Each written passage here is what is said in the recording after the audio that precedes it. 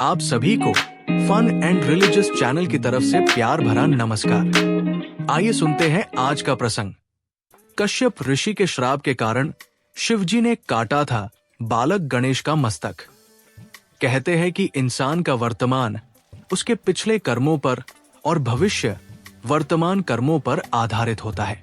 लेकिन ये बात केवल इंसानों पर ही नहीं अपितु देवताओं पर भी लागू होती है। हमारे पुराणों में अनेक ऐसी कथाएं हैं जब भगवान द्वारा अतीत में किए गए अनुचित कार्यों के कारण उन्हें आने वाले समय में कष्ट उठाने पड़े। ऐसी ही एक कहानी भगवान शंकर से संबंधित है, जब उन्हें कश्यप ऋषि द्वारा दिए गए शाप के कारण अपने ही पुत्र गणेश का मस्तक काटना पड़ा। देवी पार्वती ने एक बार शिवजी के गण नंदी के द्वारा उनकी आज्ञा पालन में त्रुटि के कारण अपने शरीर के उपटन से एक बालक का निर्माण कर उसमें प्राण डाल दिए और कहा कि तुम मेरे पुत्र हो, तुम मेरी ही आज्ञा का पालन करना और किसी की नहीं। देवी पार्वती ने यह भी कहा कि मैं स्नान के लिए जा रही हूं, कोई भी अंदर न आने पाए। थोड़ी देर बाद वहां भगवान शंकर आए और देवी पार्वती के भवन में जाने लगे। ये देखकर उस बालक ने विनय पूर्वक उन्हें रोकने का प्रयास किया। बालक का हठ देखकर भगवान शंकर क्रोधित हो गए और उन्होंने अपने त्रिशूल से उस बालक का सिर काट दिया।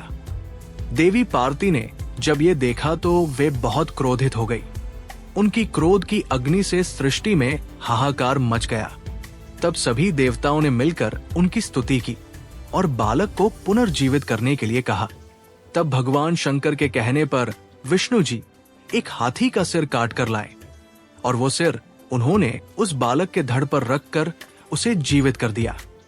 तब भगवान शंकर व अन्य देवताओं ने उस गजमुख बालक को अनेक आशीर्वाद दिए। देवताओं ने गणेश, गणपति, विनायक, विघ्नहर्ता, प्रथम पूज्य आदि कई नामों से उस बालक की स्तुति की। इस प्रकार भगवान गणेश का प्राकट्य हुआ। ब्रह्मवैवर्त पुराण के अनुसार एक बार नारद जी ने श्री नारायण से पूछा कि प्रभु, आप बहुत विद्वान हैं और सभी वेदों को जानने वाले हैं। मैं आपसे ये जानना चाहता हूं कि जो भगवान शंकर सभी परेशानियों को दूर करने वाले माने जाते हैं, उन्होंने क्यों अपने पुत्र गणेश की के मस्तक को काट दिया? ये सुनकर श्रीनारायण ने कहा, नारद, एक समय की बात है। शंकर ने माली और सुमाली को मारने वाले सूर्य पर बड़े क्रोध में त्रिशूल से प्रहार किया। सूर्य भी शिव के समान तेजस्वी और शक्तिशाली था, इसलिए त्रिशूल की चोट से सूर्य की चेतना नष्ट हो गई। वो तुरंत रथ से नीचे गिर पड़ा। जब कश्यप जी ने देखा कि मेरा पुत्र मरने की अवस्था में है, तब वे उसे छाती से लगाकर फूट फूट कर विलाप करने लगे।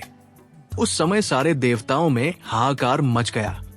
वे सभी भयभीत होकर जोर जोर से रुदन करने लगे। अंधकार छा जाने से सारे जगत में अंधेरा हो गया।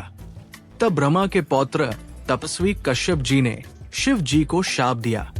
वे बोले, जैसा आज तुम्हारे प्रहार के कारण मेरे पुत्र का हाल हो रहा है, ठीक वैसे ही तुम्हारे पुत्र पर भी होगा। तुम्हारे पुत्र का मस्तक कट जाएगा। ये सुनकर भोलेनाथ का क्रोध शांत हो गया। उन्होंने सूर्य को फिर से जीवित कर दिया। सूर्य कश्यप जी के सामने खड़े हो गए। जब उन्हें कश्यप जी के शाप के बारे में पता चला तो उन्होंने सभी का त्याग करने का निर्णय लिया। ये सुनकर देवताओं की प्रेरणा से भगवान ब्रह्मा सूर्य के पास पहुंचे और उन्हें उनके काम पर नियुक्त किया। ब्रह्मा, शिव और कश्यप आनंद से सूर्य को आशीर्वाद देकर अपने अपने भवन चले गए।